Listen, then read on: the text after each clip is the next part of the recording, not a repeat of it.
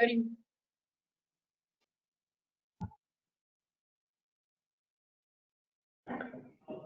I think we are online.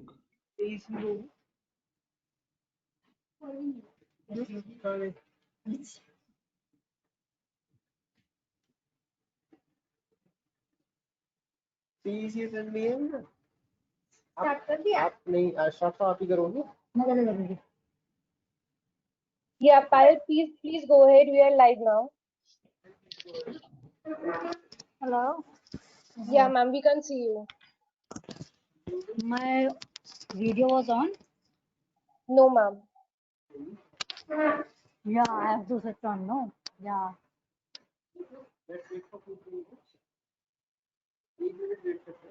Yeah, I have sent you a webcam request. Could you please accept that?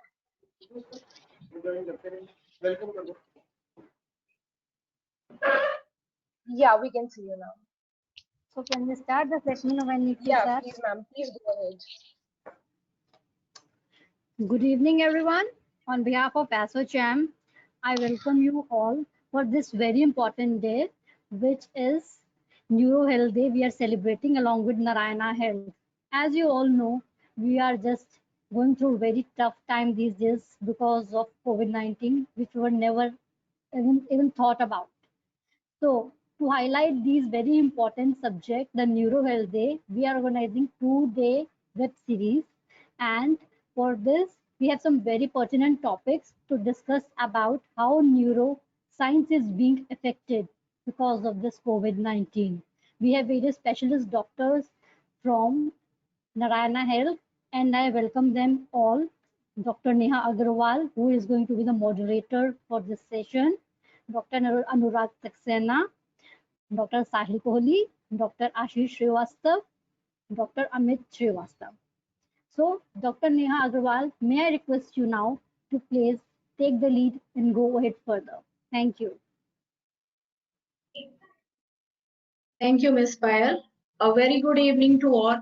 At the outset, on behalf of Narayana Health, I would like to thank ASSOCHAM for creating this platform where we all can connect from different spheres of life from the comfort zone of your homes and offices. I would also like to thank the Narayana Hospital Gurugram and their consultants for sparing their special time for sharing their vast experience and expertise today with us.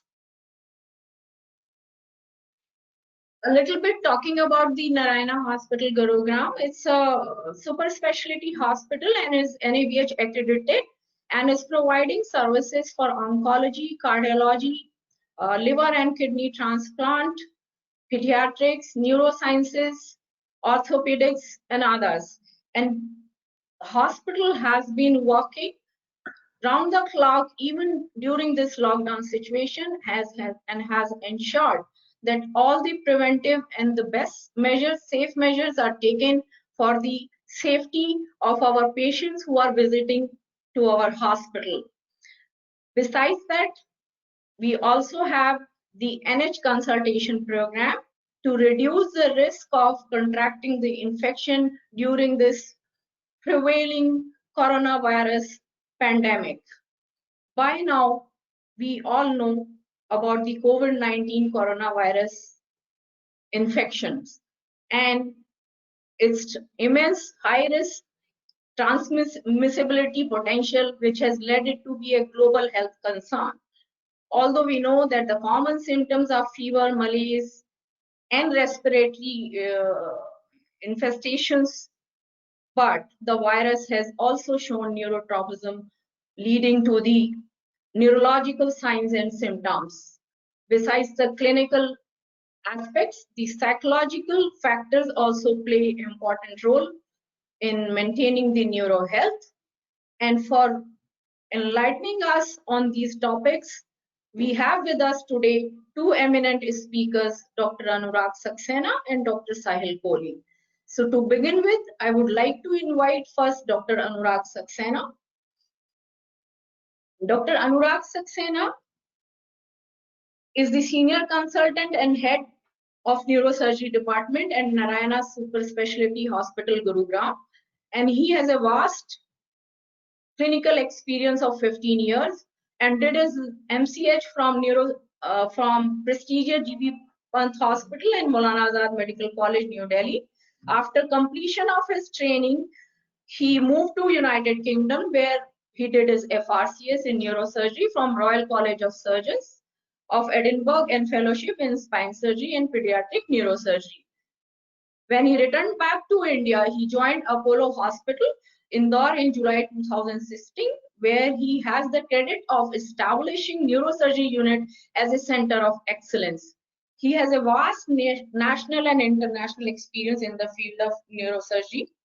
So now I would like to invite Dr. Anurag Saxena for his presentation. His talk is on taking care about the spine. Dr. Anurag Saxena, please. Thank you, Dr. Nair, for the kind introduction. Can I have the PPT presentation?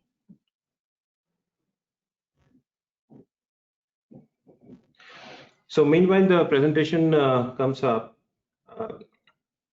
Now, I'd like to thank ASSOCHAM for giving us this opportunity to interact with all of you. There is a lot of information available on net regarding COVID-19, its manifestations, as to what to do, what not to do. But we should not forget that during these times, the common problems which have been affecting and causing us pain before this pandemic have been aggravated because of this lockdown and staying at home. At the same time, these are going to stay with us as well when the pandemic will be over. So how these things have affected our day-to-day life, how we can prevent one of the most common problems which we humans face, which is back pain, how we can keep our spine healthy. So let's talk about that. If I can put my presentation on.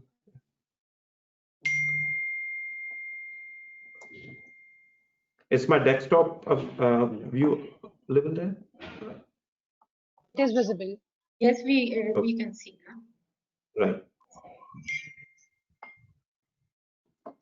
Right. So before going ahead as to what is backache, how to prevent it, and what home remedies we can do during this lockdown period, and beyond that also when our mobility will be very limited, we won't be going to clinicians and hospitals that much or as often as we used to. First, we need to know what exactly is our back. So our back is essentially made up of a stack of vertebrae, which are called as a backbone. In Hindi, we call it as the reed. It is made up of 33 bones, which starts from back of your head and it goes all the way to your tailbone. Now it actually forms a pillar. If I can show you with help of this model, I think this is visible. So it actually forms a pillar, and these vertebrae are joined together by joints which are called as facet joints together. So this is the back side of your spine, this is the front side, and in between these vertebrae you can see this disc-like this spongy material which is called as disc. You must have heard the term slip disc very often. So this is the material which slips inside and causes nerve pain, and this actually gives it as this structure a spring-like mechanism, so you can bend forward, you can bend backwards, sideways, and this actually helps us to keep us erect while standing, walking, and doing our day-to-day activities. Now, apart from these bones and joints and discs, there are certain muscles which comes and attaches to our back. That also those muscles starts from the very back and go all the way, multiple group of muscles to tilt to your tailbone. So your back starts right from the lower part of your head, goes all the way to your tailbone. And this bony spine also forms a tube. This tube is actually transmitting the extension of your brain, which is called as spinal cords, and through that you can see various nerves coming out, which goes to your hands, which goes to your legs. So one of your nerves in your leg is affected, then you get sciatica sometimes, which is called as a slip disc. It can happen in hand also, it can happen in your back also. So whenever a patient comes to us with a back pain, we have to find out exactly what structure is causing this pain. Back pain is usually multifactorial, and it can come from all of these structures, one of these structures, or combination of these structures being affected.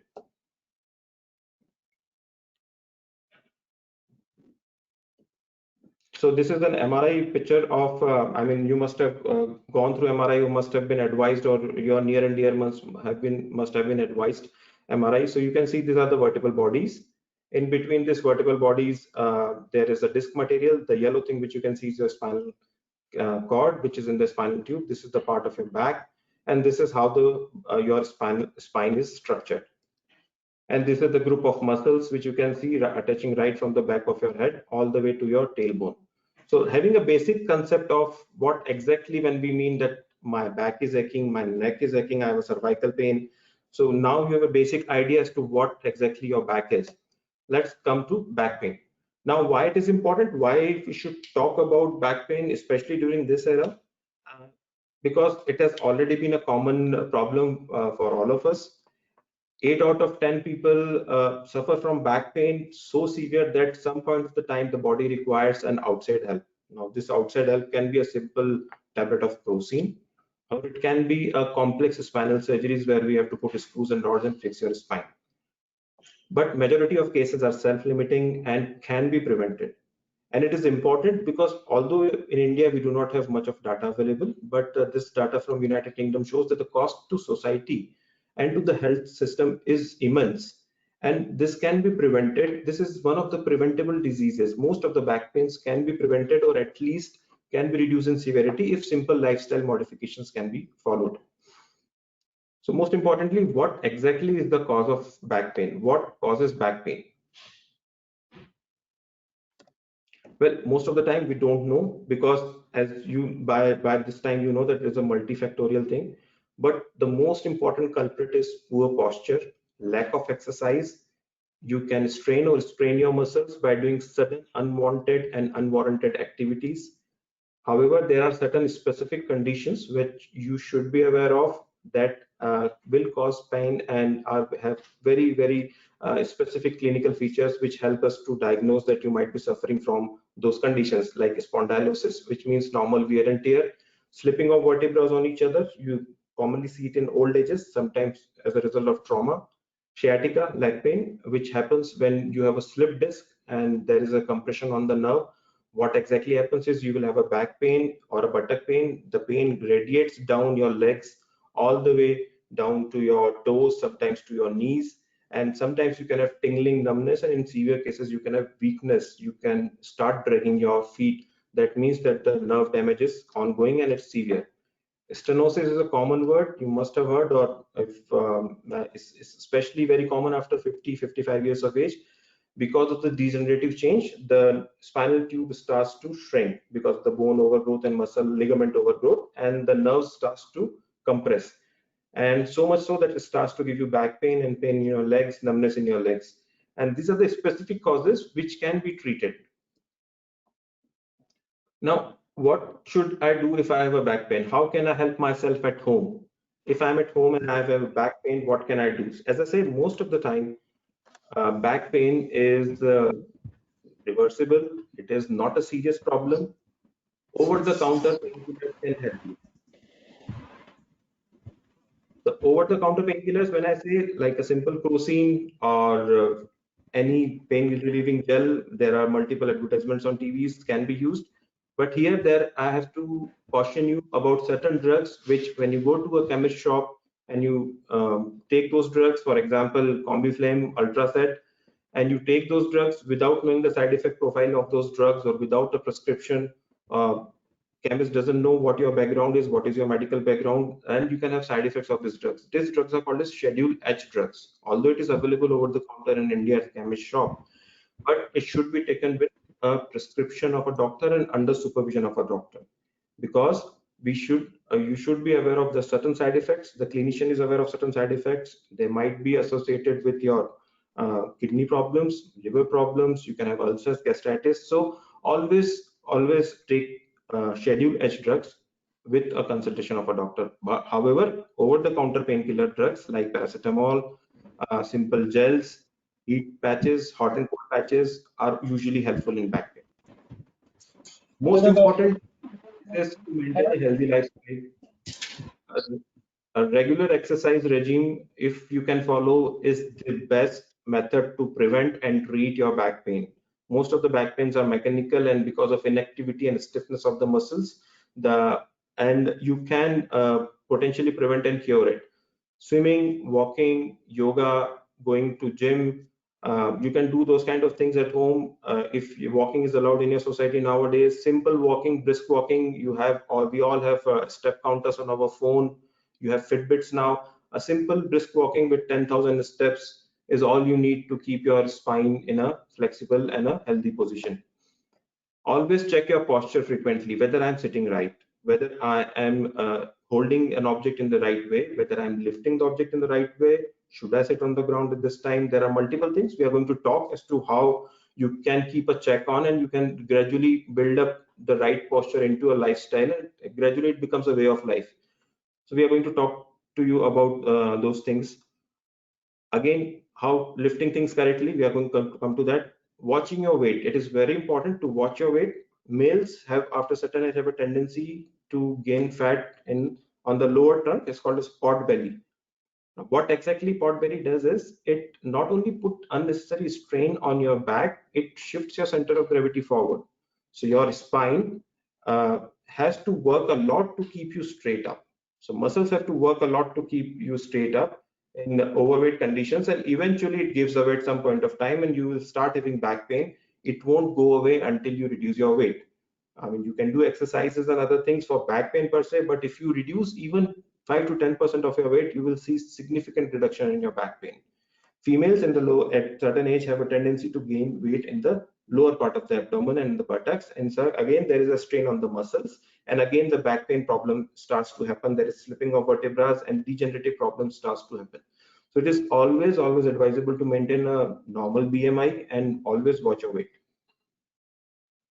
Now this is a very important point, and most of the HR people are really happy to hear this whenever I say this in my presentation. Whenever possible, if you have a back pain, try to stay at work. Always try to work unless and until it is very severe or your doctor has advised you for rest. Keeping at work, keeping your spine healthy, doing regular activities with frequent checks on postures and exercises always helps you in long run. Keep positive. Again, this is the last word, but it is very, very important. It has been shown in various studies that persons who have been suffering from back pain, especially the debilitating back pain which comes and goes and comes and goes, there is some element of depression. Whenever you have some element of negative attitude or depression, your tendency of your body to withhold pain, called as pain threshold, goes down. When your pain threshold goes down, even a simple pain will cause you a lot of trouble. And again, it is a vicious cycle. So one thing aggravates the other and the other thing aggravates the other one. So most of the time, whenever a patient comes to us, we have to do some psychological counseling, especially in chronic back pain. And most of the time, with a positive feedback or a positive state of mind, we are able to treat these patients very, very beautifully. Now coming to what we should do, how we should do it, and how things should be done. So lifting, again, it has, I mean, the session is usually interactive, but because of certain hamperment, because of this technology, I won't be able to communicate to you on one-to-one basis. But again, let's see. If I would have asked you what is right and wrong, so this is the right way of lifting things from the ground. This is the wrong way of lifting things from the ground. So clearly what you can see in this picture is this gentleman is using all his group of muscles, including his thigh, knees, all bones, all joints of the legs, and his hands and other things, and he's distributing the weight of the object and all of his body properly. But if this is the way of lifting objects, which most of us do, then the whole weight of this object and the strain is on this part. This part is the fulcrum. And again, if you keep it repeatedly doing these things, or if you do it with a sudden jerk, you will start having back pain here. So this is the right way, that is the wrong way. Again, push versus pull. Again, it is very important. Most of the patients who come to me with sciatica, they give a history of patients who are in their late 30s, 40s, 45s. They give a history of either they were moving a house, they were shifting their office, or they were readjusting things, and suddenly there was a pain in the back, and next day they started having pain in the legs.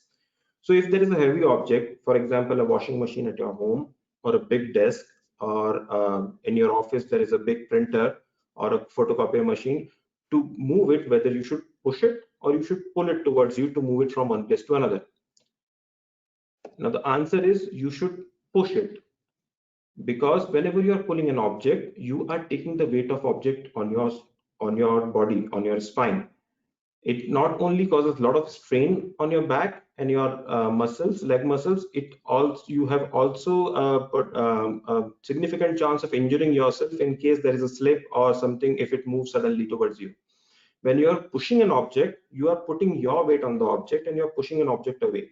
This is always the safest way to move any heavy object.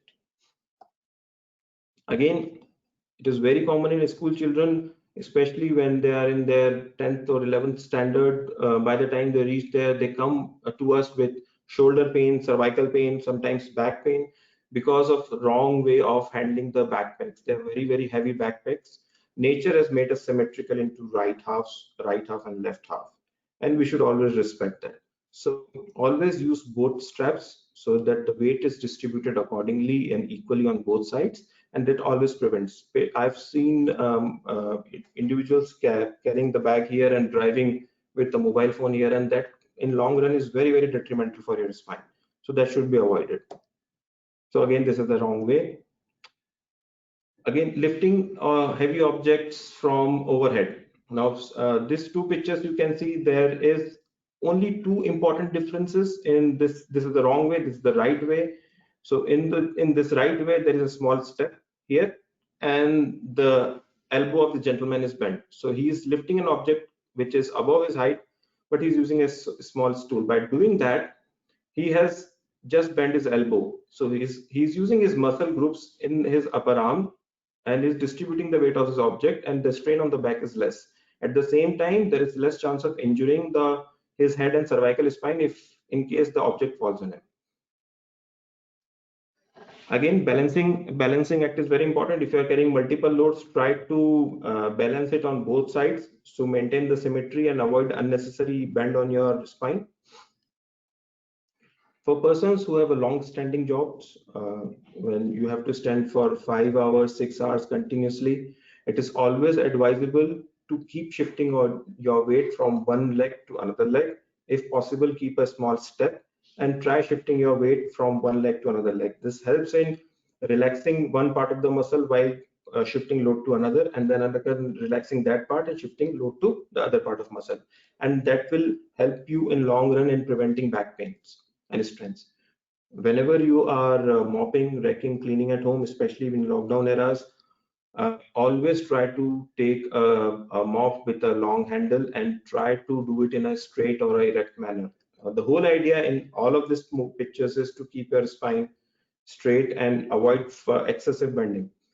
This is the wrong way of doing it. This is obviously the right way of doing it. Now, getting into car and coming out of car, again, these things or these habits do not come in a single day.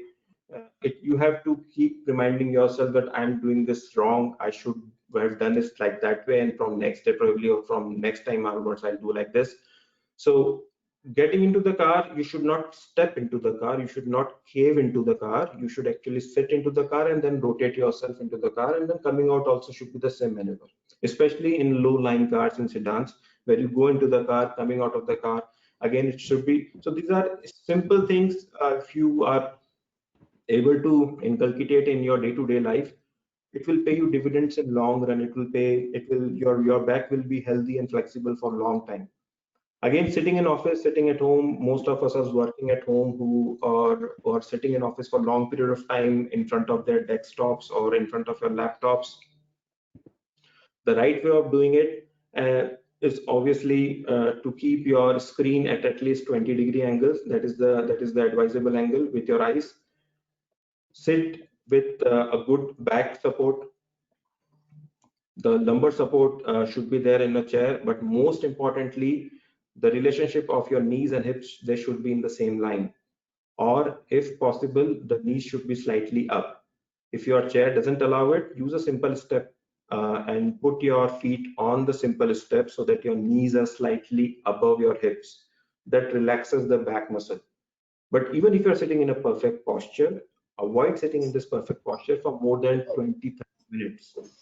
In any posture, you should get up, take a walk 5-10 minutes, take a break, and then again sit in the posture. Avoid sitting in any posture for prolonged period of time because eventually your muscles will strain. Correct way of sleeping. I mean, yeah, it's a funny picture with a long pillow. I mean, you don't get, we are not that lucky to have this kind of pillow. But again, the whole idea or the concept of this pick is the neck till the tailbone, the spine is straight. So use a pillow which where your neck is in neutral position. It's not too high, it's not too low. And in between your thighs, in between your knees, you should put one pillow if you are sleeping on your side. That especially helps when you are already suffering from back pain. So you can wake up morning in a fresh way. If you are sleeping in a straight position, try to keep some pillows under your knee to just bend your knee upwards, which actually relaxes your lower back muscles. Now, even after all these things and you are still suffering from back pain, then the question comes as to when you should see your specialist, spine specialist or a doctor, as to how long you should wait. Should I wait? Should I go to doctor immediately during this time? Whether it will be safe or not, we'll answer that later on. But again, if your back pain persists, say for even with all these precautions and nothing of sort, if your back pain is progressing, so it is worse today than what it was yesterday or 2 days back, or if the back pain doesn't go away in 1 or 2 weeks, then you should obviously see the doctor. If the back pain is affecting your day-to-day activities, then obviously you should see a doctor, book an online consultation, tell us your problems, and then probably we should be able to help you out in a better way. However, there are certain conditions where you should not think twice or you should not wait at all. These are immediate red flags conditions where you should immediately see or consult a doctor in any way possible, physically or online. If you have back pain, but simultaneously you have started developing difficulty in passing or controlling your urine, you have developed constipation, which was not there before, you have developed numbness in your sitting area and your genital areas, or some funny tingling sensations. If you're dragging your leg, if you have tingling and numbness in your down your legs, now these are called as red flags, and they should be immediately show this. If you have this problem, they should be immediately shown. You should be immediately shown to a doctor or at least get a consultation online. That could indicate an ongoing nerve damage and has to be addressed immediately. Now, whenever you go to a doctor or you consult a doctor, how we diagnose it? Most commonly by asking a few questions, taking a good history, and doing a good clinical examination normally clinches the diagnosis. So we are aware of where exactly your pain is coming from, whether it is coming from muscles, it is coming from bones, joints, or is your nerve causing a problem, and we should be able to help you out. But in certain cases, we need certain tests. Most of the time, you have seen people come to doctors or your general practitioner will go for an X-ray. Most of the time it is not needed. In most of the pains, your X-rays would be normal unless and until there is a fracture or a slip in the bone, because X-rays are good for bones. It is not a good investigation for soft tissue structures. In that severe cases, you might require further imaging investigations like MRI, CT scans, certain blood tests might also help us. Now, what are the treatment options available for pain? Now, the National Institute of Health and Clinical Care Excellence in UK have made certain guidelines, and most of doctors all across the world have been following similar guidelines in one way or the other. Most of your back pain can be treated by you at home with simple exercises, simple medicines, under supervision, obviously some exercises. Severe cases might require some higher medications, some psychological support and physical therapy. In most of the cases do very well. However, in certain cases where you are not able to get over your pain, then surgery might be indicated. But again, as I say, 80 to 90% of cases, you do not need any kind of surgery.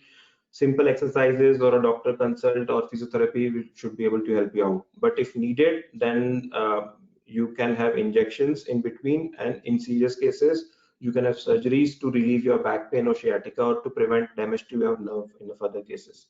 Now, there are certain myths. In the last, I would like to, there's a few slides left only. We should avoid bed rest. So if you have back pain, continuous bed rest will help you. It is a big myth. In fact, bed rest after say 3-4 days of time will actually harm you. It will stiffen your muscle further and your flexibility decreases, and the back pain will aggravate when you'll get out of the bed. So it is always advisable to remain active, be independent, do your daily activities, obviously with some caution. Lumbar supports should be okay after surgery, is they are okay for a few days, but if you are wearing this lumbar belts for your back pain for a long period of time, they are counterproductive. What will happen is your muscles will become stiff and you will start having pain if you are wearing lumbar belts for a long period of time. Now, electrical therapies, laser therapies, traction, TENS, a lot of other therapies, acupuncture, acupressures, they have not in literature shown any benefit, but can be tried. What exercises should I do? This is a very common question asked, and I think this is one of the important slides in this presentation. Simple stretching exercises are best. Keep your back muscles, keep your leg muscles, your neck muscles, and your shoulder muscles flexible. Do stretching, Pilates, yogas, simple physiotherapies. There are a lot of good material available on the internet. If you are at home, you can consult online with us. We can provide you materials, and with physiotherapists, they can go, do some supervised exercises with you. But always mean hurt doesn't mean harm. So simple stretching might hurt you because your muscles are stiff, but in eventual time, it will give you pain relief, or it will make your spine flexible and prevent pain. But always remember to gradually build up. If you think that if I'll do 1 week of exercise in one day, my pain will get better, it will be counterproductive. You will have a lot of problems if you'll do that. So always try, if you're a beginner, 15 minutes a day, make it 20, 25 minutes next day, or maybe after 2 days, build up, maybe become 30 minutes, 1 hour. Maximum 30 minutes to 45 to 1 hour exercise per day is all you need to keep your spine healthy. We can give you sheets. Physiotherapists can individualize your exercises and therapy and can help you a lot. Now, whenever you have been indicated, whenever a surgery is indicated, you have been advised for surgery. Always remember that you must be only in 5 to 10% of those cases where surgery is indicated, and surgical intervention, if at all needed, nowadays are very simple and with minimally invasive techniques have become much safer. It can range from simple injections under X-ray guidance to complex spinal surgeries, discectomies, disc removals, and other things. However, the overall outcome of this kind of surgeries have improved significantly, and they are very safe nowadays. So what is outlook for back pain? Again, as I said, most of the back pain improves within a few weeks, but relapses are common. Why relapses are common? Because you have back pain, doctor tells you do these things, don't do these things, change your lifestyle. You take it as a treatment. You do not take it as a lifestyle modification. Once you take it as a treatment, your back pain gets better, you forget about it, and you go back to your normal lifestyle, which is not healthy. And again, you have a relapse of the back pain. So back pain is a relapsing remitting disease because we are not changing our lifestyle. We are taking it as a treatment part rather than a healthy lifestyle part. Those patients who have chronic back pain, which comes and goes, then in those cases, only 1/3 will become pain-free in certain period of time. So it is very important to stick to it and hit it hard at single point of time and improve your lifestyle. But most of the back pain patients are able to lead their normal life and are able to go to work and be a productive member of the society without any problem. Again, emotional response is very important. So stop being worried and depressed. Always talk to your doctor. Tell them your worries or your anxieties and apprehension, and get them treated. So in the last, this is the summary of the whole my talk. Overall picture is positive. If you suffer from back pain, or if you do not want to suffer from back pain, a healthy lifestyle, things that keeping a weight in check, making correct posture, and other things should be taken into consideration. However, if surgery is advised, don't shy away from it. Thank you. I hope this was helpful. Thank you, Dr. Anurag, for a very comprehensive and informative talk. And definitely, Dr. Anurag's talk has reminded us all about the significance of a routine exercise in our daily life, reduction of weight, and maintaining the recommended postures wherever it's needed when we are lifting heavy weight or sitting in our offices. So we'll have the question answer session at the end. So now I invite our second speaker, Dr. Sahil Kohli. Dr. Sahil Kohli is a consultant neurology at Narayana Super Specialty Hospital, Gurugram.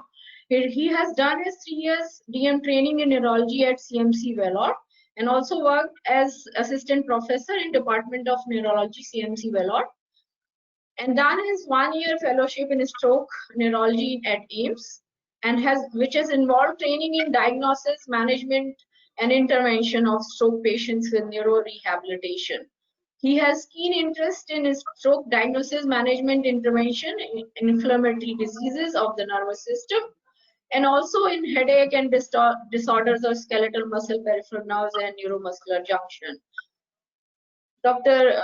Sahil is the life member of Association of Physicians in India, and he's also an associate member of Indian Academy of Neurology. So Dr. Sahil is going to talk about the stroke and its management, and with a special significance in COVID-19 era situation now we are facing. So Dr. Kohli, please. Dr. Virag, fantastic talk on back.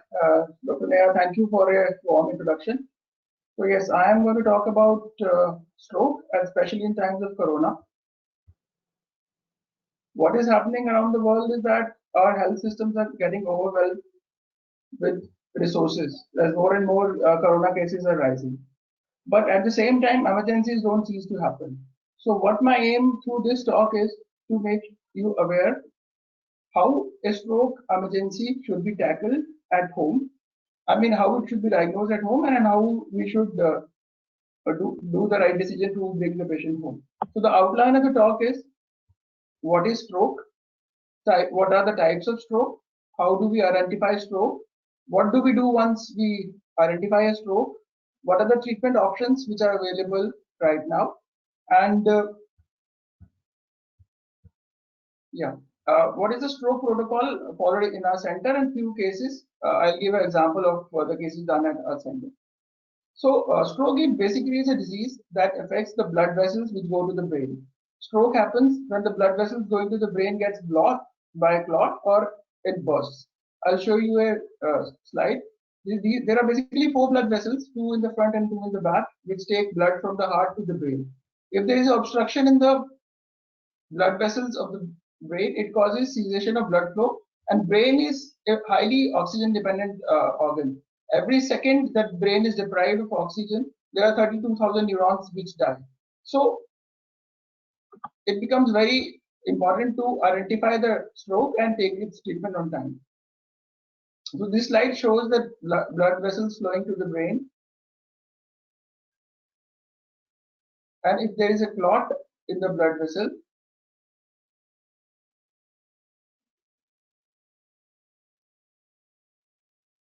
it can obstruct the blood flow, and then if something dislodges from there, it can go and dislodge in the distal most blood vessels and reduce the oxygen supply of that area, which will cause a death of the neuron and symptoms are produced.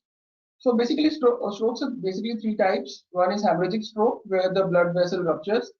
The other is ischemic stroke, where the clot obstructs the blood flow. And third is a mini stroke, where there is a partial obstruction and the symptoms are come and go intermittently. So if we see the stroke types, the most common type of strokes that we see, almost 88% are ischemic strokes that are related to clot, and 12% are related to hemorrhagic stroke. So from now onwards, we will be concentrating on the ischemic stroke. Why we want to talk about stroke? Because stroke is the most common cause of disability in the country. 1 in 6 people are going to have stroke. 1 in 4 people live. 1 in 4 people die within a year of stroke, and almost 50% of people, they tend to have they do not regain the functional independence. More so now, the strokes has been seen in age group less than 40 years, which is the most productive age group of one's life. So strokes are happening all over, and we should know what we need to do, how we identify the stroke. Time is brain. This is another concept which says that every second that we lose after the stroke has happened, there are 32,000 neurons which are lost. Every minute, 1.9 million. every hour 120 million neurons are lost. So earlier the treatment is achieved, the better results are seen. This is also shown in a treatment wise, where we see the number needed to treat. Number needed to treat basically means, suppose a patient receives the treatment for stroke within 90 minutes. So that means if a patient receives treatment within 90 minutes, 4 patients which receive, 1 patient is almost going to be independent and nearly normal for the rest of his life. And as the time increases, say a person receives treatment within 3 to 4.5 hours, then the number needed to treat is 14. That means we have to treat 14 patients for 1 person to become independent. So earlier the better.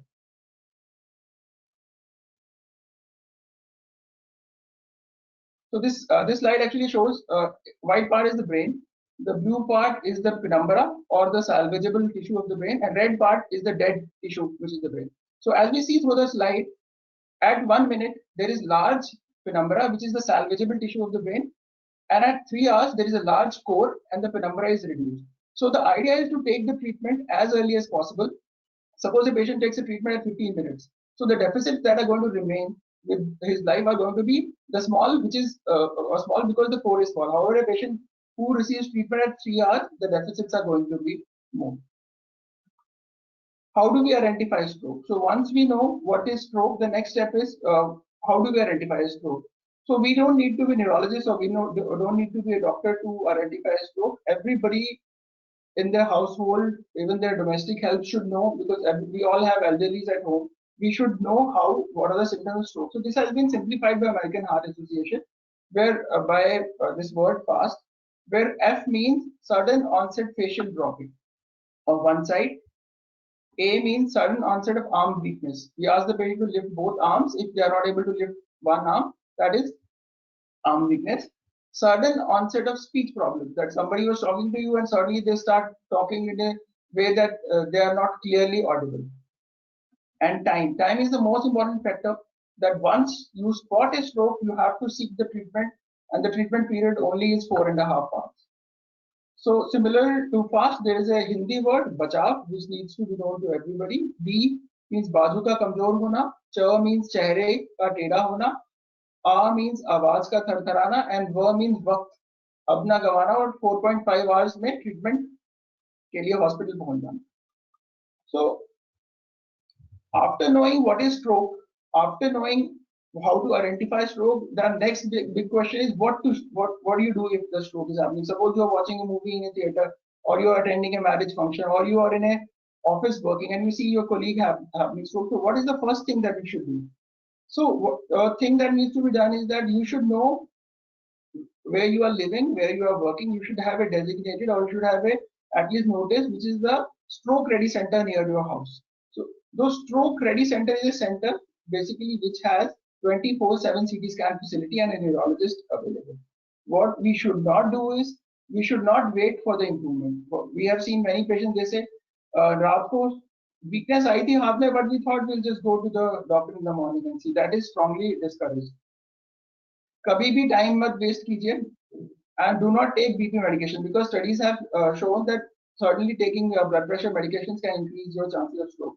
Suppose if some patient is living in a far-flung area that will take time to reach to a center where the stroke thrombolysis or management can be done, then after a CT is done where the CT does not show bleeding, then aspirin can be taken.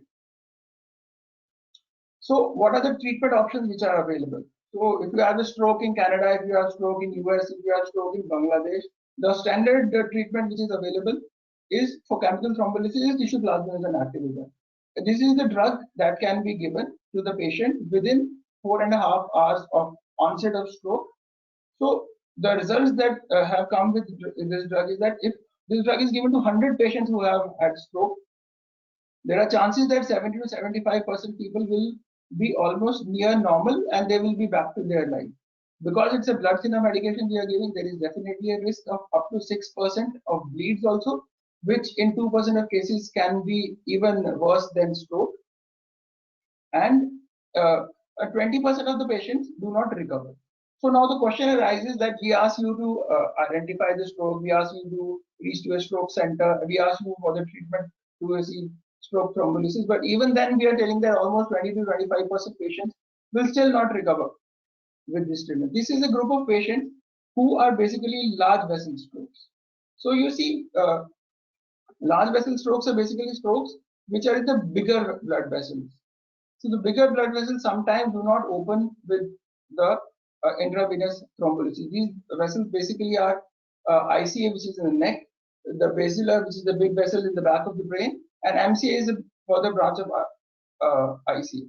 So in these cases where the IV TPA fails, where even after IV TPA there is no improvement, then there is a procedure intervention which is called as mechanical thrombectomy. Mechanical thrombectomy is a procedure where we make a puncture in the groin area, and through that we push the stent retrievers and clot aspirators, which you can see in this slide. They go ahead of the clot and then engulf the clot, and this can be taken out. So this treatment has come up very recently, and this service is available only in the tertiary care centers, and the number needed to treat for these patients is almost reduced from 4 in the best period when the IV thrombolysis has given the number needed to treat 90 minutes, 1:4, it has almost reduced to 2.5. So those patients who receive the treatment within time, they almost every 2.5 patients treated, 1 patient can be nearly independent and prevent a lifelong disability. So in summary, the options are within 4.5 hours is chemical thrombolysis, up to 6 hours mechanical thrombolysis. However, this can be in selected group of patients can be in up to 24 hours because of the latest studies.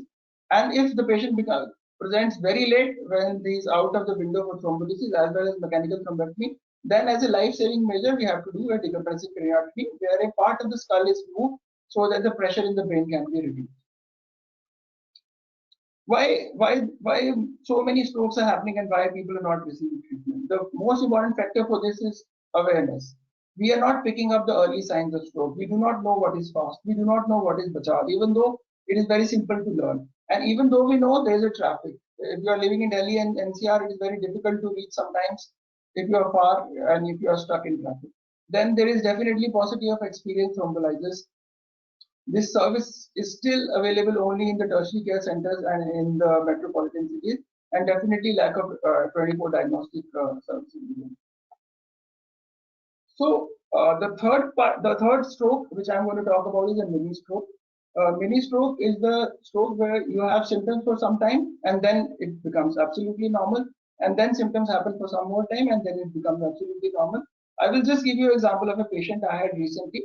He was driving his car and he just noticed that while driving, his right hand was not having a full strength when he was trying to turn the steering of the car. He just stopped for 10 minutes, drank a glass of water, and then he realized that his hand has become better.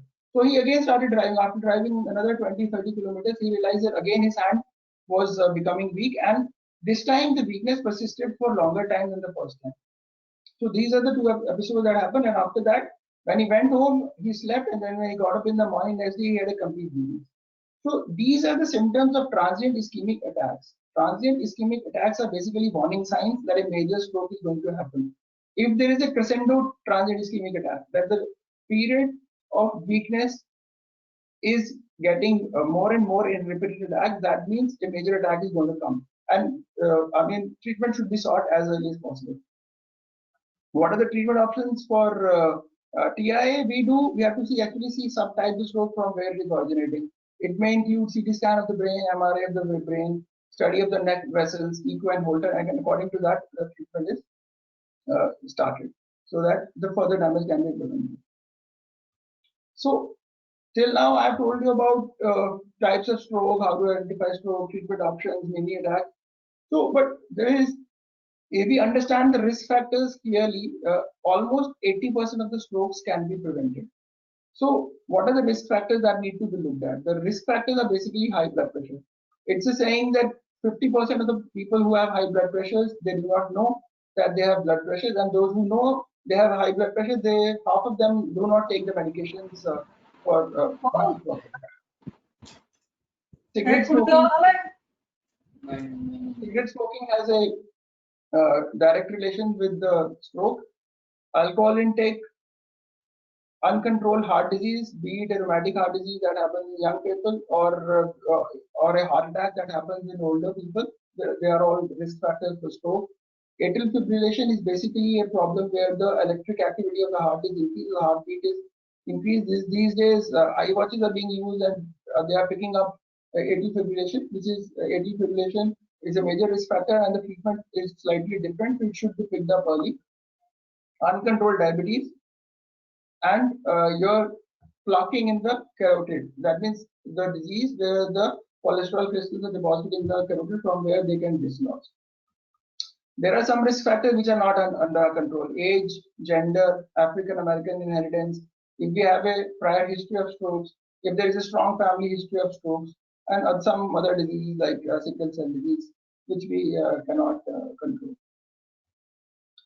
So, when we talk about the timeline of acute stroke, there are some parameters that are monitored that needs to be seen. One of the important parameters is NIH's score, which is National Institute of Health Stroke Scale. It actually looks at parameters which include level of consciousness, ataxia, sensory, visual gaze, and it actually classifies the stroke into severity.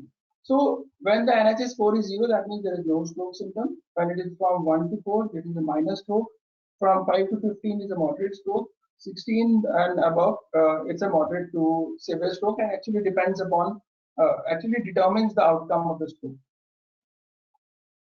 So this was basic thing which I talked about stroke. Now coming to stroke in a period of novel coronavirus. Why it is called novel? It's called novel because it's something new. We have never experienced something like this before, and as we are learning more, getting more insights into this, we are seeing an evolution how things are changing.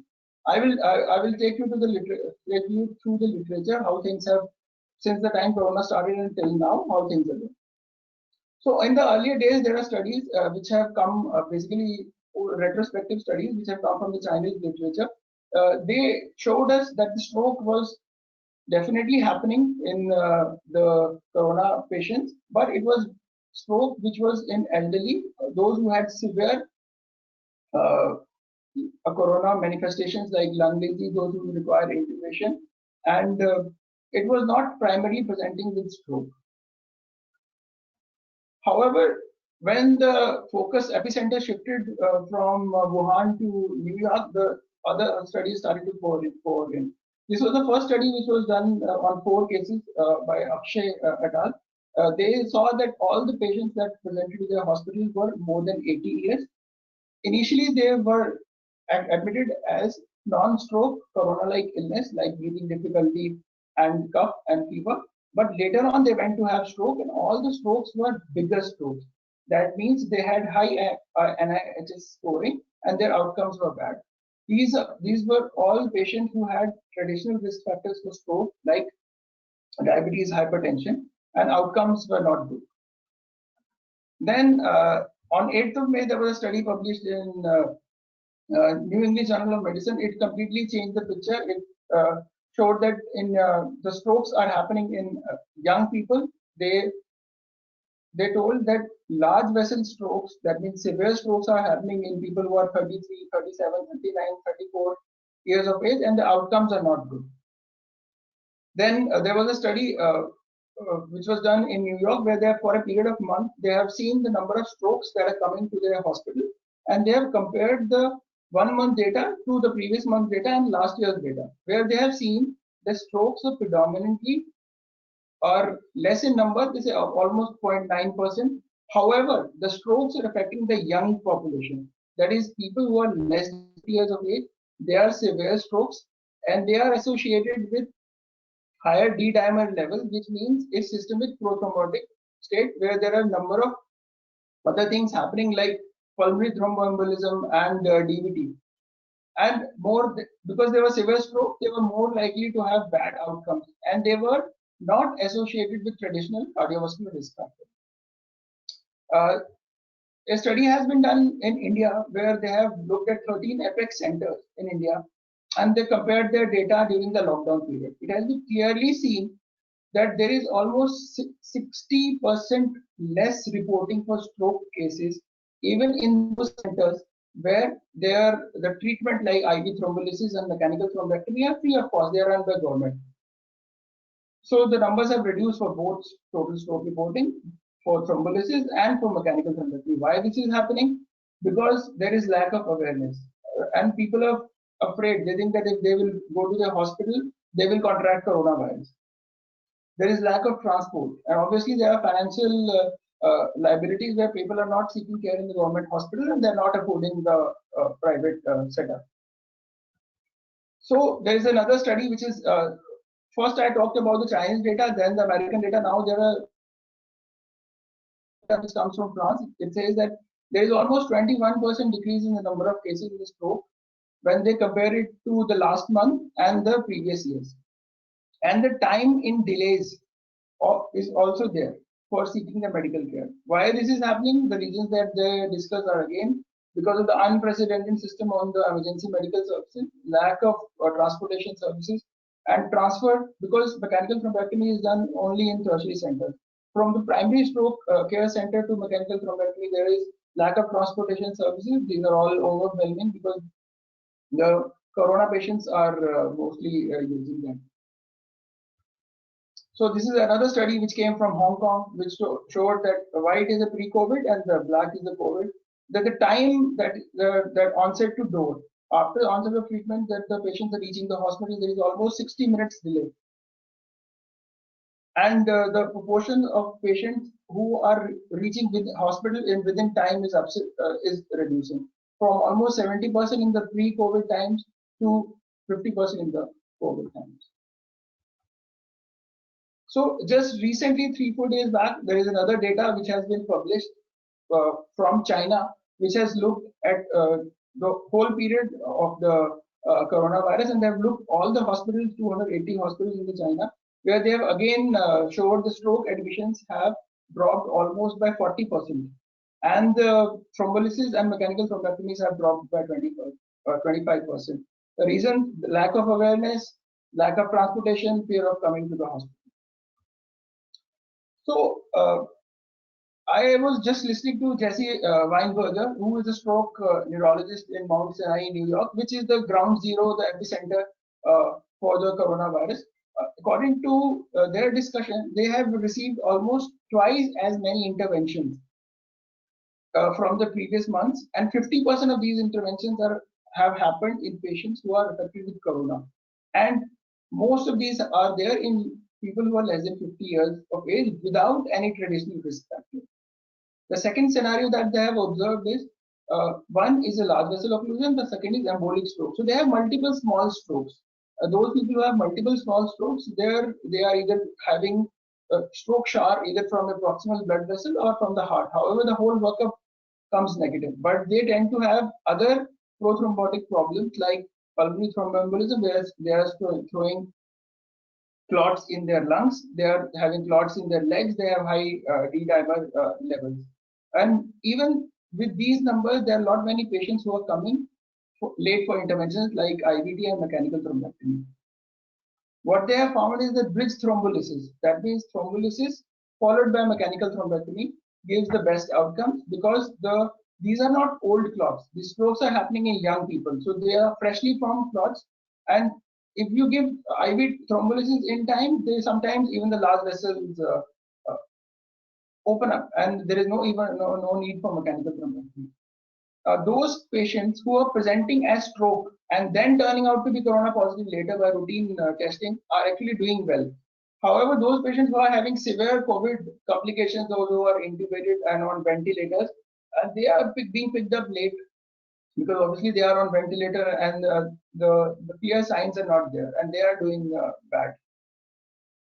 In the later part of the New York crisis, we have seen that maybe the stroke cases are coming down because the overall prothrombotic state that has been seen in coronavirus, they have started using anticoagulation. It may be protecting against having fresh stroke.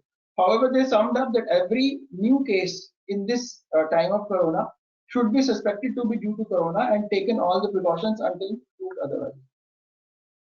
So, in the times of corona in our center at Narayana Hospital, Gurgaon, what is the protocol that we are following, and this is standard protocol that needs to be followed in all the COVID designated hospitals. So whenever a patient of stroke comes in emergency, we do the initial assessment in the emergency room, which is a separate area, and it is done in full personal protective equipment like vitals and NHS coding. And if a stroke is suspected and it's a window period, then the patient is shifted to a patient is shifted to a CT room where the CT head and CT angio is done. Ideally, in a center, there should be a separate area where the CT head is done for the patient whose COVID status is not known. But in our case, we take all the precautions, cover the machine and repeat and change it after every patient so that the infection does not spread. If CT shows early infarct or a proximal major vessel occlusion and the patient is in the window period, then they undergo thrombolysis with Actylize. And after thrombolysis, simultaneously we do CT angio where we look at the blood vessels which are going to the brain. If there is no large vessel occlusion, there is no obstruction of the blood vessel in the neck, patient is shifted to isolation ward till the COVID report is negative. However, after thrombolysis, if there is a large vessel occlusion and the patient does not show clinical improvement, that is, symptoms are not improving, then the patient has to be taken to DSA lab where the procedure of mechanical thrombectomy is done. Those patients who are landing after the golden period, golden hour of 4.5 hours with large vessel occlusion, we do select patients in whom the core, the red dot that I showed you in the previous picture is small, and the blue dot, the penumbra or salvageable tissue is more. Those patients undergo DSA and mechanical thrombectomy and then shifted to the isolation ward till the PCR report is negative. However, if the patient is coming more than 4.5 hours, he is out of the window for thrombolysis as well as for mechanical thrombectomy, and there is no large vessel occlusion, patient is directly shifted to the isolation ward and shifted to the routine ward after the report comes out to be negative. So I'm just going to show you a few cases that we have done here of stroke.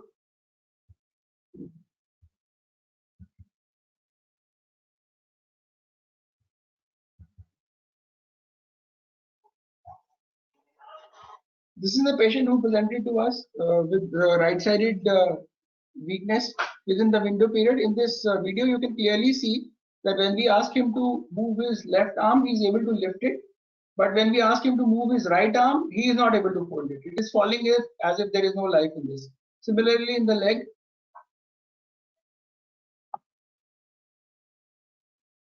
right leg, he is not able to hold.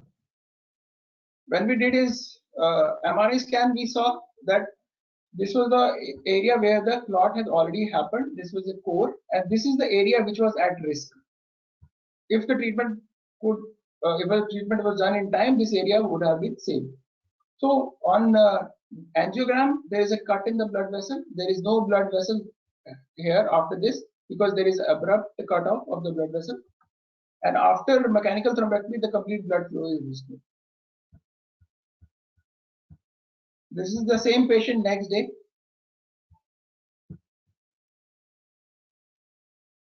He is walking. Normally, he is able to put weight on his right leg. His right hand, he will just move it. Yes, his right hand is also regained power. And he is able to carry out all his activities immediately.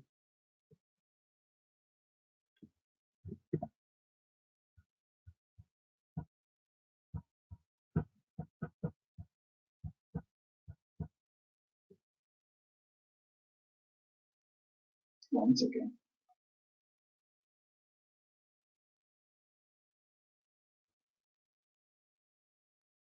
So the emphasis is on picking up the early signs of stroke and seeking help. Because if you seek help and reach a hospital in time, there are chances that with proper treatment, we can get back to normal routine. Just a minute. Yeah. So I'm going to show you a second patient. So this is a 78-year-old gentleman who had come to us with clumsiness of right hand. If you see, he has a weakness of right side of his face, and we have seen him in the emergency, and his right hand is not in his control. When he is trying to touch my hand, it is going everywhere. When he is trying to touch his face, it's going everywhere. Same thing happened with his leg. So this is a ataxic stroke, and he had a pontine infarct with no large vessel occlusion.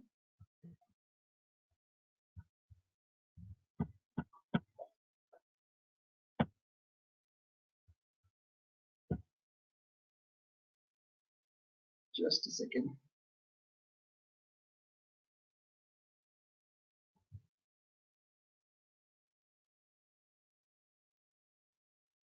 This patient had no large vessel occlusion, so we gave him intravenous thrombolysis, and with intravenous thrombolysis, he completely recovered.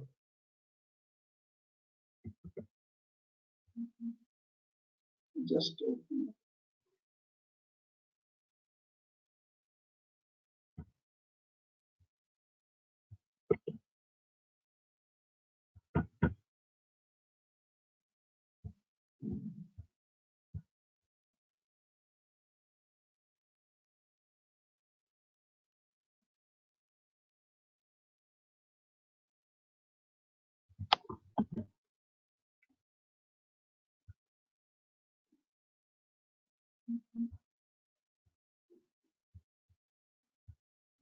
so this is the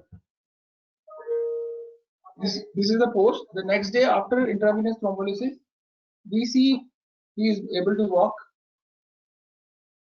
His right hand is in his control.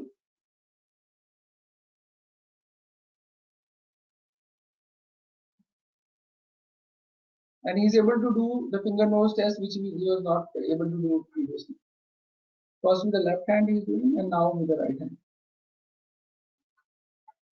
However, this patient was not that lucky. He again had a stroke 2 days later.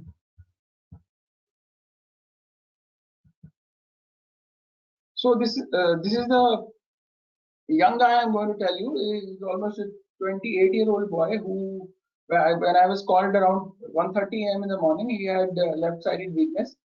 This is the area which was already stroke at the time of presentation. And when we did his DSA, he had a complete cut off of the blood vessel. When after the mechanical thrombectomy, the full blood flow was restored, and you see him walking the next day. His weakness in the left hand has completely improved. He's able to smile. He's able to tap his fingers. He did very well. He was lucky that he got in time.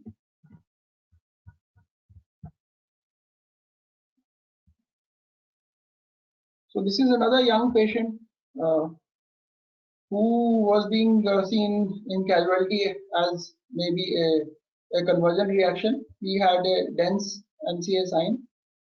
He was completely aphasic, not able to speak and understand. DSA again showed a cutoff of major blood vessel. After treatment, blood flow fully restored. And he had a severe language dysfunction that he was not able to understand and speak at the time when the treatment was started. But now you see in the OPD, right hand completely okay.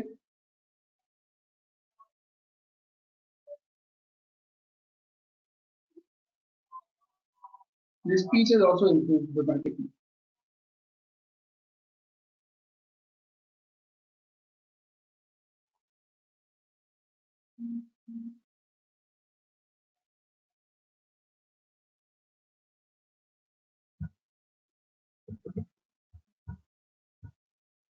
One final case I'm going to show you, a complicated case where an 80-year-old gentleman had come with a left-sided stroke. This area already infarcted, this area under salvageable penumbra.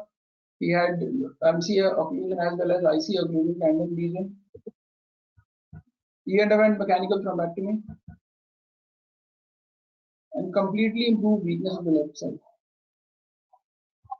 This is next day morning.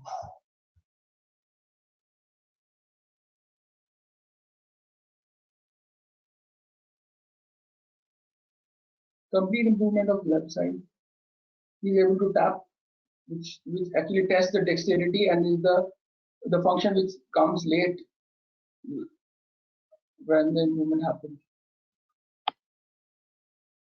Foot dexterity also increases.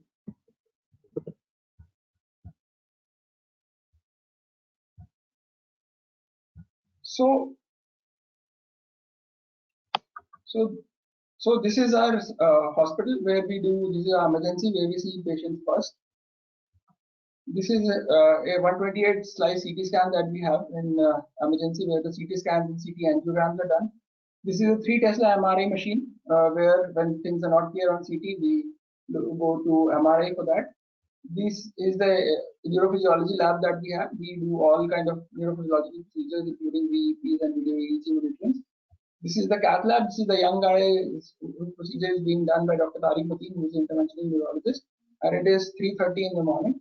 This is our emergency ambulance number, which is always available for all the emergencies in the hospital. This is our hospital. So my take-home message is, whether there is corona or not corona, the emergencies should not be delayed, because stroke can have a lifelong disability. It should be picked up early and it should be treated early. Once we treat it early, the patient becomes absolutely normal, and it is a very gratifying for a doctor, and it is very, very important for a family, because suppose if there is a stroke in a young patient who is a 40-year-old, the whole family has to support him all his life, where he is the sole bread earner. So the right knowledge, right awareness can help you pick up stroke early, seek treatment, and definitely get back to your work normally. So strokes can be a presenting symptoms of coronavirus. Please do not neglect it. Once you spot a stroke, reach a stroke ready center. It is happening, especially in corona, in young patients who do not have hypertension, who do not have diabetes, who do not have cardiac disease, and severe strokes are happening. That gives all the more reason to pick up the strokes early. You should always reach out to a stroke ready center. Don't wait at home. Early treatment can help to lead a disability-free life. Remember, time is brain. The best treatment that is possible is within the first 4.5 hours of treatment. And if you spot a stroke, you can save a life. Your right advice, telling the patient that you are having a stroke and you're guiding them to go to a stroke ready center, can really, really, really save somebody's life. Thank you very much. Final gratitude to my teachers at my 2 institutes, Christian Medical College, Vellore, and All India Institute of Medical Sciences. And yes, spot a stroke, save a life. Thank you.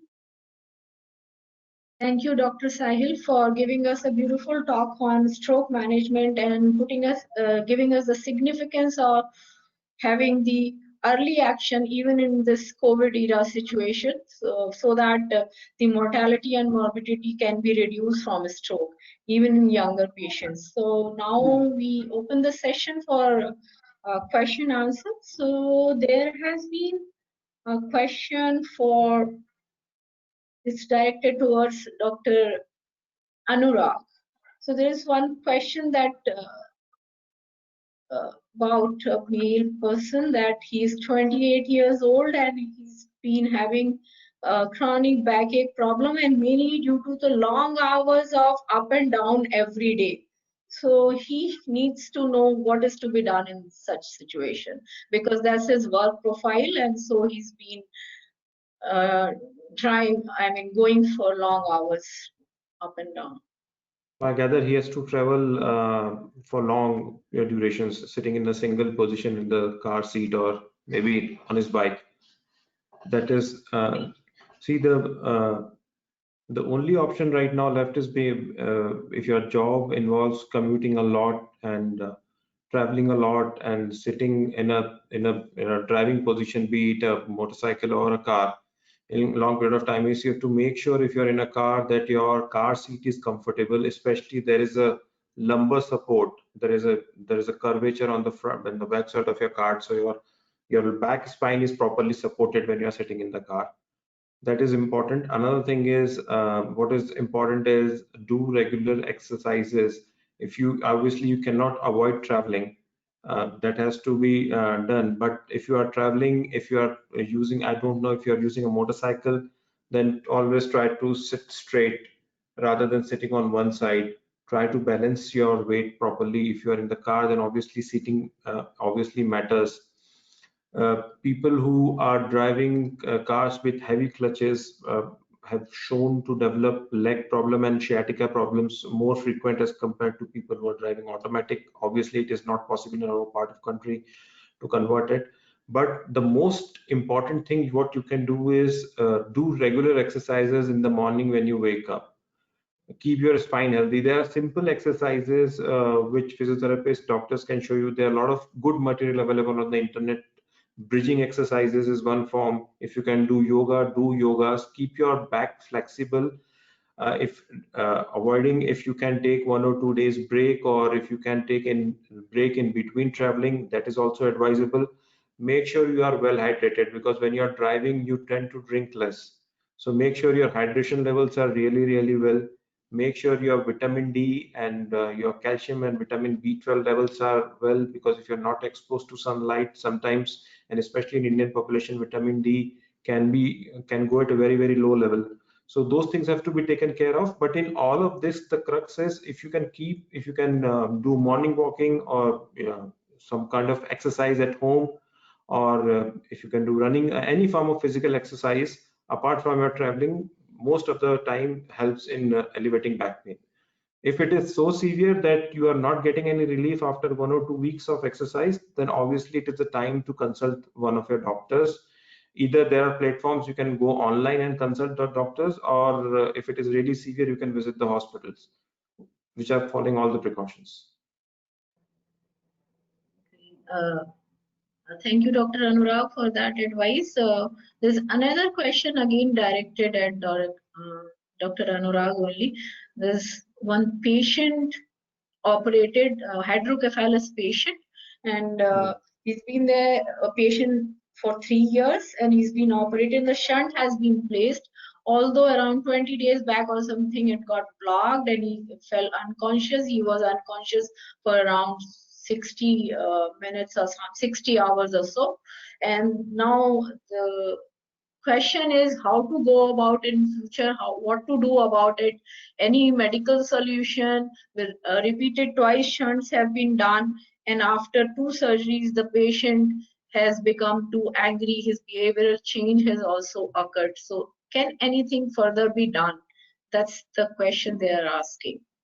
Okay, well, although it is not related to our topic, but if a shunt is done, then it depends on what type of hydrocephalus the patient is suffering from. There are certain types of hydrocephalus where we can put an endoscope inside the brain, open the CSF pathways. It is called as an ETV, or endoscopic third ventriculostomy.